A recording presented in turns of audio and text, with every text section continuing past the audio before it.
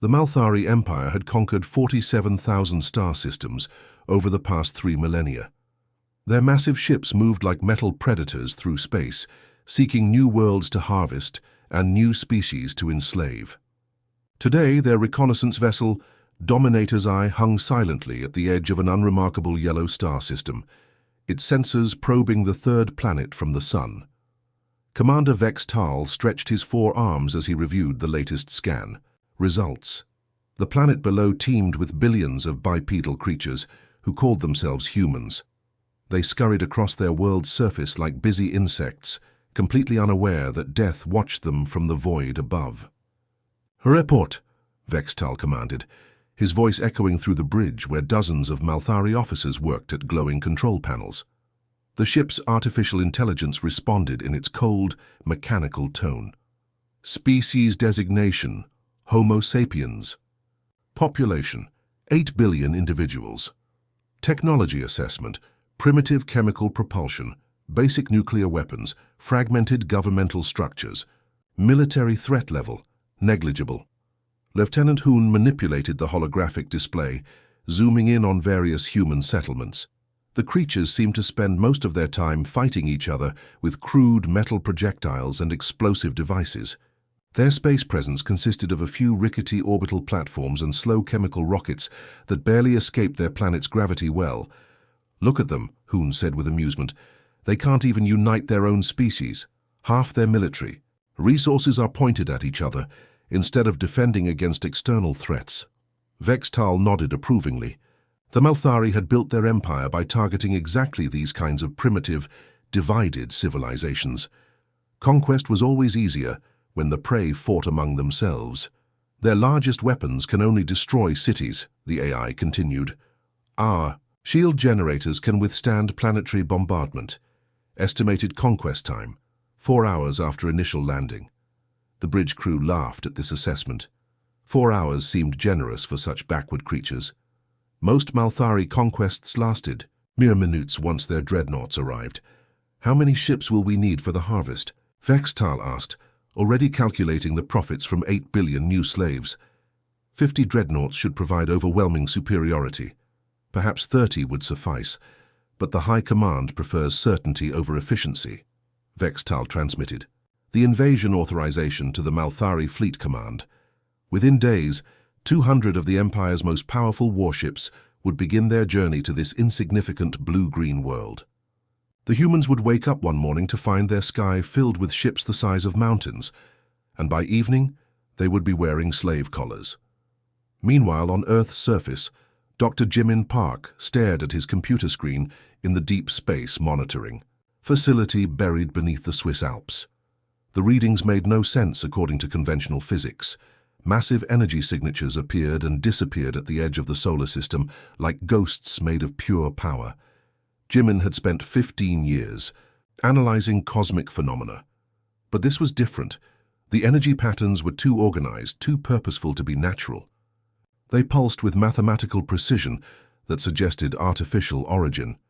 His hands trembled slightly as he reached for the red telephone that connected directly to military installations across the globe. The phone had never been used in the facility's 30-year history, but every scientist knew its purpose. "This is Deep Space Station Alpha," Jimin said when the line connected. "We have confirmed artificial energy signatures in the outer solar system. Recommend immediate implementation of Protocol 7. The voice on the other end remained calm and professional. "Understood, Doctor. Please transmit all data immediately. Security teams are en route to your location." Within minutes, encrypted communications raced across Earth's military networks. Generals who had spent decades preparing for this moment began activating contingency plans that most of their own soldiers didn't know existed. Ancient bunkers hummed to life, hidden weapon systems emerged from camouflaged positions, and civilian populations received carefully worded instructions to report to designated safe zones for emergency preparedness exercises. The Malthari reconnaissance team finished their final scans and prepared to depart for their home fleet. They had learned everything they needed to know about humanity's primitive civilization. The invasion would proceed exactly according to standard imperial doctrine. But as the Dominator's eye engaged its faster-than-light engines and vanished into hyperspace, they carried with them a fatal misconception. The Malthari had observed humanity's technology and military capabilities, but they had completely failed to understand human nature. They saw divided governments and assumed weakness, not knowing that competition had forged strength. They saw primitive weapons and assumed helplessness, not knowing that necessity had bred innovation. They saw endless conflicts and assumed chaos, not knowing that struggle had taught adaptation. Most critically, they saw billions of individual humans and assumed they would break under pressure like every other species the Empire had conquered. They had no way of knowing that humans possessed something the Malthari had engineered out of their own species millennia ago, the ability to unite against existential threats while maintaining their fierce independence. The reconnaissance was complete. The invasion fleet was mobilizing, and both sides believed they understood their enemy perfectly. Only one of them was correct, and the Malthari Empire was about to discover just how wrong they could be. 6 months after the reconnaissance mission, the Malthari invasion fleet emerged from hyperspace like a swarm of metallic locusts. 200 massive dreadnoughts materialized at the edge of Earth's solar system, each one the size of a small city and bristling with weapons capable of cracking planets in half. Admiral Zhou stood on the bridge of his flagship, Galaxy's Dominion, watching the blue-green marble of Earth grow larger on his view screen. Everything had proceeded exactly according to plan. The primitive humans would detect his fleet within hours, panic for a brief moment, then surrender unconditionally when they realized the futility of resistance. "All ships report ready for immediate assault," announced his communications officer. "Ground forces are prepared for planetary landing. Slave processing facilities are online and awaiting the first shipments." Zhou smiled with satisfaction. This would be the easiest conquest in Malthari history. His only concern was whether the humans would provide enough entertainment value to justify the expense of such a large fleet. Begin the approach, standard intimidation formation. Let them see the size of their doom before we... Alarms shrieked across the bridge as the flagship's shields flared under massive impact. Energy readings spiked beyond anything the Malthari sensors had detected during reconnaissance. Zhou watched in horror as 3 of his escort vessels simply vanished, torn apart by weapons that shouldn't exist. "Report!" he roared, his forearms gripping the command chair as another devastating barrage hammered his fleet. "Admiral, we're under attack by Earth's orbital platforms. Their weapons are reading as antimatter-based particle beams with quantum targeting systems. This technology level exceeds our intelligence estimates by centuries." The view screen showed Earth's primitive satellites transforming before their eyes, solar panels folded away to reveal weapon arrays, communication dishes reconfigured into targeting sensors, and innocent-looking space stations opened like flowers to expose massive gun batteries. Commander Zhou, leading the atmospheric assault division, watched his landing craft streak toward Earth's surface through a hurricane of defensive fire.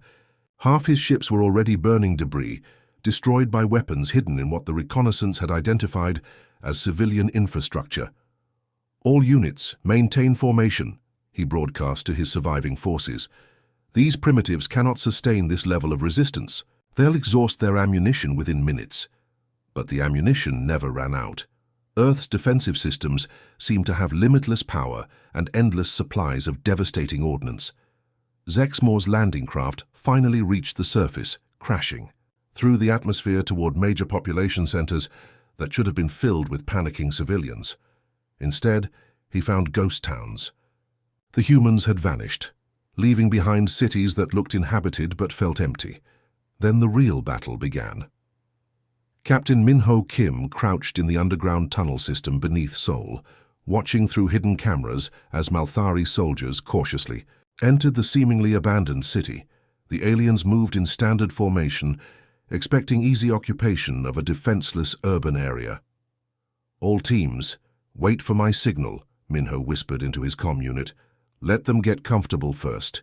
Every major city on Earth had been secretly redesigned over the past 40 years.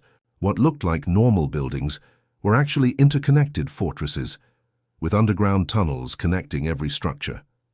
Civilian populations had been evacuated to deep bunkers months ago, leaving behind perfectly prepared killing fields. The Malthari soldiers advanced through Seoul's empty streets, their confidence growing with each block. Their sensors detected no significant resistance, no massed human armies waiting to oppose them. The conquest was proceeding exactly as predicted. That's when the buildings came alive. Hidden weapon ports opened in every surface. Rooftops split apart to reveal missile launchers. Windows shattered as automated gun turrets emerged from their concealment. The Malthari found themselves trapped in a maze of crossfire, with death coming from every direction. "Now!" Minho shouted. Human. Soldiers poured out of tunnel entrances behind the alien forces, cutting off their retreat, while automated defenses hammered them from the front. The Malthari tried to adapt, but their rigid tactical training couldn't cope with such unconventional warfare. Lieutenant Hoon, coordinating the orbital battle from his command ship, watched his fleet's strength evaporate with each passing hour. The humans weren't just fighting back, they were winning. Their primitive technology was somehow superior to Malthari weapons that had conquered thousands of worlds. "How is this possible?" he demanded from his tactical officer. "Our intelligence showed chemical rockets and nuclear weapons." "Sir, analysis suggests they deliberately concealed their true capabilities. These antimatter weapons show decades of development. The humans have been preparing for this invasion long before we discovered them." On Earth's surface, the battle raged through every major city. The Malthari had expected to face terrified civilians and disorganized military units. Instead, they found themselves fighting an enemy that seemed to have planned for every possible scenario. Colonel Nari Cho led her unit through the subway tunnels beneath Tokyo, emerging behind Malthari positions that thought they were secure.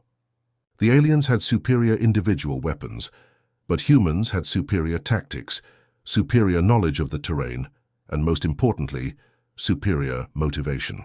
"Remember," she told her soldiers as they prepared for another assault, "they came here to enslave our families. They came here to destroy our world. Show them what happens when you threaten Earth." The Malthari had expected conquest within hours. Instead, they found themselves trapped in a grinding war of attrition against an enemy that refused to break, refused to surrender, and refused to accept defeat. Every human soldier they killed was replaced by 2 more. Every position they captured was retaken within hours. Admiral Vex Tal stared at his casualty reports in disbelief. In a single day, he had lost more ships than the Malthari Empire typically lost in an entire campaign. The humans weren't just resisting. They were destroying his supposedly invincible fleet with weapons that shouldn't exist, and tactics that defied everything he understood about warfare. The invasion was failing, and Vex Tal was beginning to realize that the Malthari Empire had made a terrible, perhaps fatal mistake. 3 weeks after the failed invasion began, Commander Sora Lee stood on the bridge of what had once been the Malthari cruiser Death's Herald. The massive alien warship now flew under human control, its original crew either dead or imprisoned in the ship's detention centers. Sora ran her hand along the smooth alien metal of the command console, still amazed at how quickly her people had adapted to technology that should have taken decades to understand. "Status report," she called to her mixed crew of human engineers and former Malthari slaves who had joined the human cause. Chief Engineer Jiho Nam looked up from a holographic display showing the ship's power systems. "We've increased engine efficiency by 40%, Commander." These Malthari engineers were so focused on following ancient designs that they never bothered to optimize anything. It's like they forgot how to innovate. Sora nodded grimly. That seemed to be the Malthari Empire's greatest weakness. They had become so rigid in their thinking that they couldn't adapt when faced with something unexpected. Humans, on the other hand, had built their entire civilization on the principle of constant change and improvement. The bridge's communication system crackled to life with reports from across the solar system. Every day brought news of more captured Malthari vessels, more alien technology falling into human hands, and more impossible victories against supposedly superior forces. "Commander Lee," came a voice from Earth's military command, "we need you to investigate the Malthari supply lines. Our intelligence suggests they have a massive logistics fleet hiding in the asteroid belt." Sora smiled. 3 weeks ago, she had been a simple patrol boat captain. Now she commanded one of the most powerful warships in known space, leading raids deep into enemy territory. The war had changed everyone, pushing humans to become something greater than they had ever been before. Meanwhile, on Mars, Colonel Taemin Park coordinated the liberation of a Malthari prisoner processing facility. The aliens had built the massive, complex to hold millions of human slaves, but it had become something entirely different, a training ground where humans learn to use captured alien equipment. The gravity manipulation systems are actually quite simple, once you understand the basic principles, explained Dr. Yuna Song, a physicist who had spent the last 2 weeks reverse engineering Malthari technology. They use quantum field manipulation to alter local space-time curvature. We can adapt this for our own ships within days. Taemin watched human soldiers testing captured Malthari armor and weapons. The equipment had been designed for the aliens' four-armed physiology, but human engineers had already modified everything to work with human anatomy. More importantly, they had improved most of it. The Malthari built these weapons to last for centuries without maintenance, noted weapons specialist Min-Ho Kim as he field-stripped an alien energy rifle. But they sacrificed power and accuracy for durability. If we rebuild them for shorter lifespans, we can increase their effectiveness by 300%. This was humanity's secret advantage. They didn't just copy alien technology, they made it better. While the Malthari had spent thousands of years perfecting unchanging designs, humans approached every problem with fresh eyes and innovative solutions. The war's turning point came when Captain Nari Cho led a boarding party onto a Malthari command vessel that had been crippled by human fighters. The aliens had expected a typical assault with overwhelming force and straightforward tactics. Instead, they found themselves facing something they had never encountered before. "They're not following any recognized combat doctrine," reported the Malthari ship's tactical officer as human soldiers moved through the vessel's corridors. "They're adapting their strategy in real time, creating new tactics as they advance." The Malthari had trained for thousands of years to fight enemies who followed predictable patterns. Their own military doctrine was based on rigid hierarchies and predetermined responses to every possible situation. But humans didn't follow rules. They made them up as they went along. Nari's team reached the ship's bridge using a route that shouldn't have been possible. They had crawled through ventilation systems, blasted through interior walls, and even walked across the ship's outer hull in vacuum suits to reach their target. No Malthari commander had ever conceived of such chaotic, improvised tactics.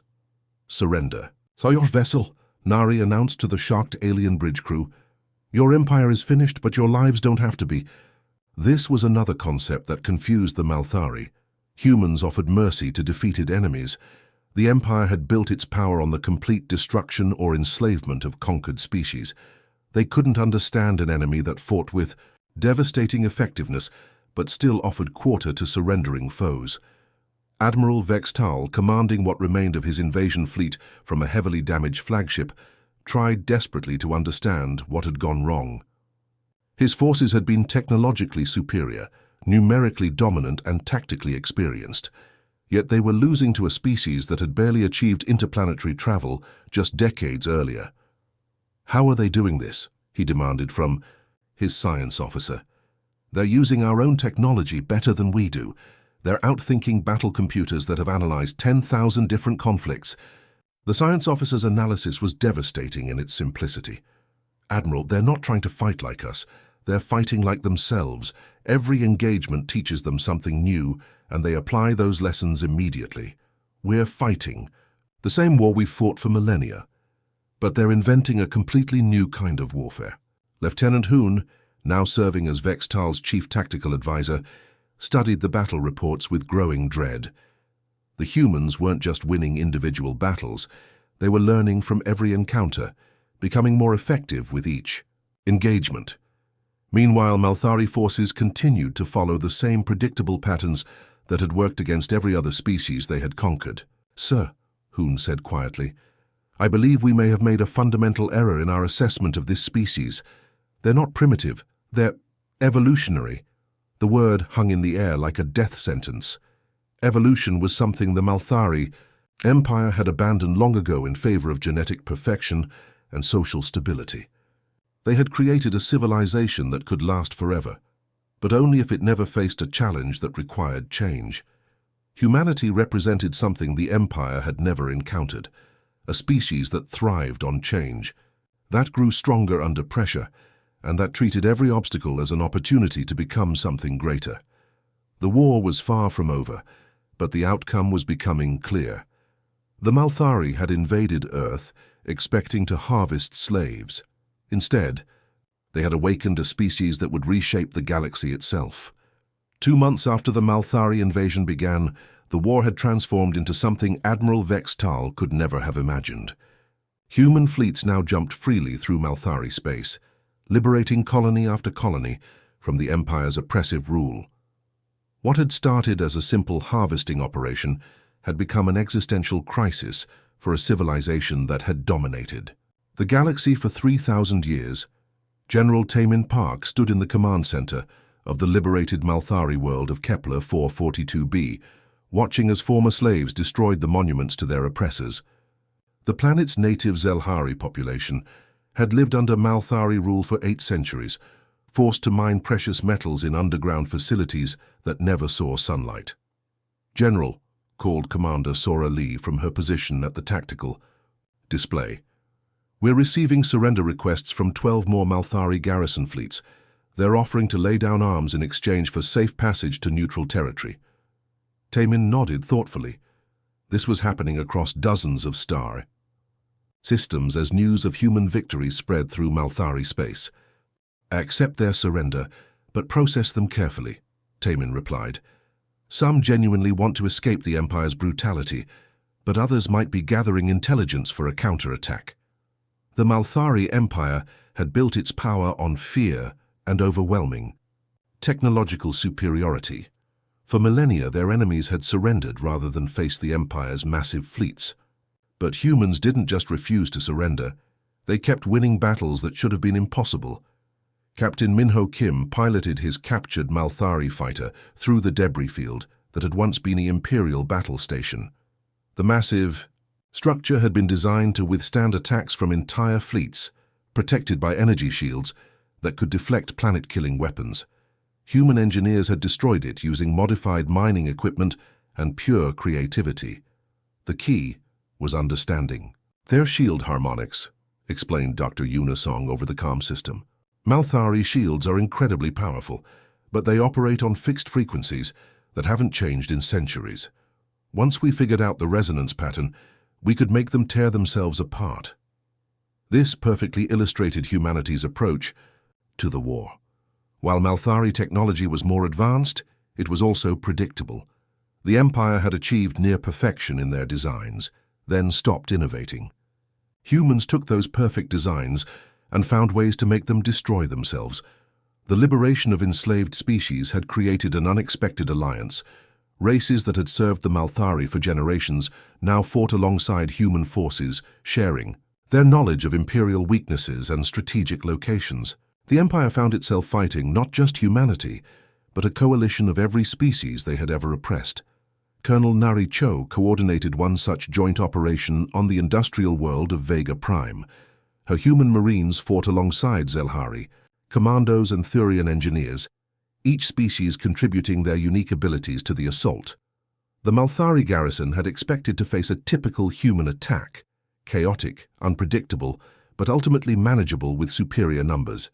Instead, they found themselves fighting a perfectly coordinated multi-species force that combined human adaptability with alien expertise. The Zelhari knew every weakness in Malthari armor. The Thurians could disable Imperial technology in seconds, and the humans provided the tactical innovation that turned knowledge into victory. The Empire never prepared for this, observed Lieutenant Jiho Nam as he studied captured Malthari battle plans. Their entire military doctrine assumes they'll always face inferior, divided enemies. They don't know how to fight a coalition of equals. This realization was spreading terror through Malthari command structures. The Empire had conquered thousands of species by exploiting their divisions and technological limitations. But humanity had done something unprecedented. They had united the galaxy's oppressed populations and given them the tools to fight back effectively. Admiral Zhou, now commanding the Empire's last major fleet from a heavily fortified position near the Galactic Core, received increasingly desperate reports from across Malthari space. Entire sectors were declaring independence, imperial governors were fleeing their posts, and worst of all, some Malthari citizens were openly supporting the human-led rebellion. "How is this possible?" he demanded from his intelligence chief. "The Empire has maintained order for 3 millennia. Our citizens have never questioned imperial authority." The intelligence officer's report was devastating. "Sir, human concepts of individual freedom and democratic governance are spreading through our population. Young Malthari are abandoning traditional caste roles and demanding the right to choose their own paths. The rebellion isn't just military anymore. It's ideological. This was perhaps humanity's most dangerous weapon. The Malthari Empire had maintained control through rigid social hierarchies that told every citizen exactly what their role should be. But human ideas about personal liberty and self-determination were proving more contagious than any plague. Zhou made a desperate decision. He would take his remaining forces and attack Earth directly, forcing the humans to recall their fleets to defend their homeworld. It was a strategy born of desperation, but it was the only option he had left. The massive Malthari fleet jumped into Earth's solar system, expecting to find a lightly defended world.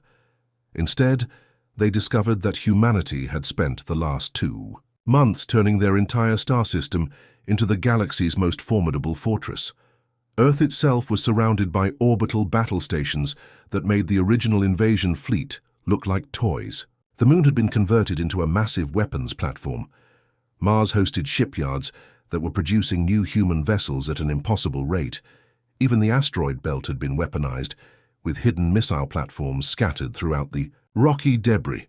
"Impossible," whispered Zhou as his senses revealed the true extent of Earth's defenses.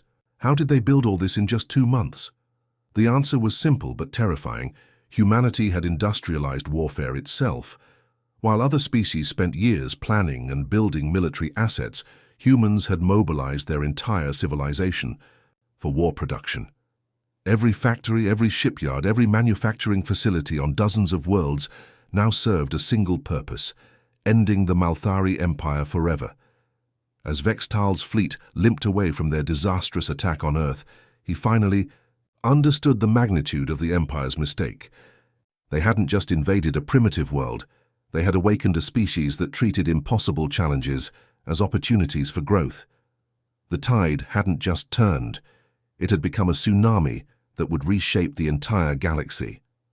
1 year after the Malthari invasion began, President Yuna Song walked through the halls of what had once been the Imperial Palace on Malthar Prime, the Empire's capital world. The massive structure had been built to intimidate visitors with its soaring columns and golden walls covered in carvings depicting Malthari conquests. Now it served as the headquarters for the Galactic Liberation Council, where representatives from hundreds of species worked together to build something the galaxy had never seen before: a truly free civilization. "The transformation is remarkable," commented Ambassador Jimin Park, as they passed a conference room where former Malthari nobles worked alongside Zelhari miners and Thurian engineers. 6 months ago, these species wouldn't even speak to each other. Now they're writing constitutional amendments together. Yuna nodded, still amazed at how quickly the galaxy had embraced human concepts of democracy and individual rights. The Malthari Empire had ruled through fear and rigid hierarchy for 3,000 years, but its collapse had taken less than 8 months once the rebellion gained momentum. The final battle had been surprisingly brief. Admiral Zhou's last desperate attack on Earth had failed catastrophically, with most of his fleet either destroyed or captured. The remaining Malthari forces had surrendered en masse when they realized their cause was hopeless. More importantly, they had surrendered willingly. Many Imperial soldiers had become convinced that human ideals of freedom and equality were superior to the Empire's oppressive system.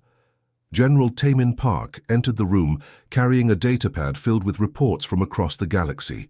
"The Rigel sector just voted to establish their own democratic parliament," he announced. That makes 87 former imperial territories that have chosen self-governance over the past 3 months. This was perhaps the most remarkable aspect of the post-war period. Humans hadn't conquered the Malthari Empire. They had liberated it. Every world, every species, every population center had been given the choice to determine their own future. Some chose to join the new Galactic Federation that Earth was helping to establish. Others preferred complete independence. A few even chose to maintain their traditional monarchies, but with constitutional protections for individual rights. Captain Minho Kim walked into the room, wearing the new uniform of the Galactic Peace Corps, an organization that combined military personnel from dozens of species. His unit was responsible for hunting down the few remaining Malthari war criminals who had fled to the galaxy's outer rim. "We captured General Zexmore yesterday," he reported. He was hiding on a mining station in the Centauri Nebula, trying to organize resistance cells among die-hard Imperial loyalists. The treatment of former Malthari leadership had been a contentious issue during the post-war negotiations. Many liberated species wanted revenge for centuries of oppression, but humans had insisted on establishing proper courts and legal proceedings, even for the worst war criminals. Any species that abandons the rule of law becomes no better than their oppressors, President Song had argued during one heated debate. If we want to build a better galaxy, we have to prove we're better than the empire we defeated. This principle had guided the entire reconstruction process. Former Malthari citizens who had supported the empire's brutal policies were offered amnesty in exchange for participating in truth and reconciliation committees. Those who had committed serious crimes faced justice, but even they received fair trials and humane treatment. Dr. Sora Lee, now serving as the Federation's Minister of Science and Technology, coordinated the massive effort to share advanced technology with newly liberated worlds. The Malthari had deliberately kept their subject species at primitive technological levels to prevent rebellion. Now, centuries of suppressed scientific knowledge was being freely distributed across the galaxy. The Andorian system just achieved faster-than-light travel using our shared engineering protocols, she reported during the daily briefing. They're planning to establish trade relationships with 12 other newly independent worlds. This technological sharing was creating an unprecedented economic boom. Species that had been forced to mine raw materials for Malthari use were now developing their own manufacturing capabilities. Trade routes that had served only imperial interests were being rebuilt to benefit everyone. The galaxy was becoming more prosperous and interconnected than ever before. Colonel Nari Cho commanded the Federation's Rapid Response Forces, which handled crises and emergencies across the galaxy. Most of her work involved peaceful interventions, mediating disputes between species, coordinating disaster relief, or helping new governments establish stable institutions. "The Vegan colonies are requesting assistance with their constitutional convention," she reported.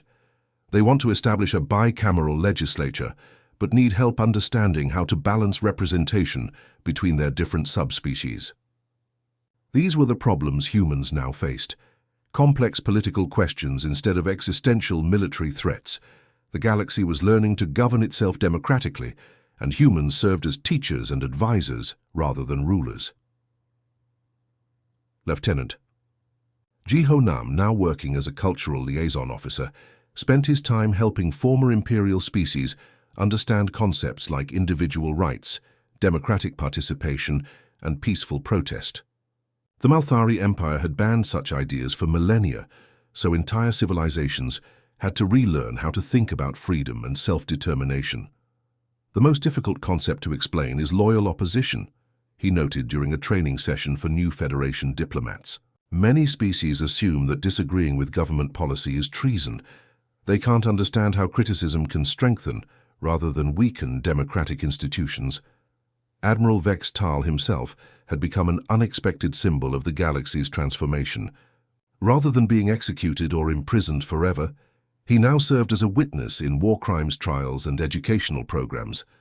His testimony helped younger beings understand how the Empire's system had corrupted even well-meaning individuals. "I believed we were bringing order to chaos," he admitted during one such session. "I thought the Empire's strength justified its methods. It took defeat to show me that true strength comes from justice, not oppression. As President Song addressed the first session of the Galactic Parliament, representatives from over 300 species filled the Great Assembly Hall. Former slaves sat beside former masters, all working together to build laws that would protect everyone's rights and freedoms. We gather not as conquerors and conquered, but as equals in our shared desire for peace and prosperity, she declared.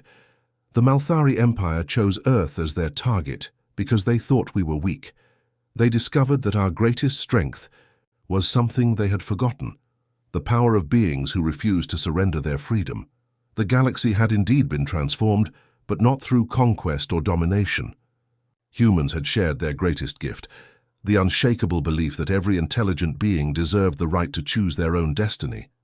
The Malthari invasion had failed completely, but in its failure, it had given birth to something far greater than any empire, a truly free galactic civilization.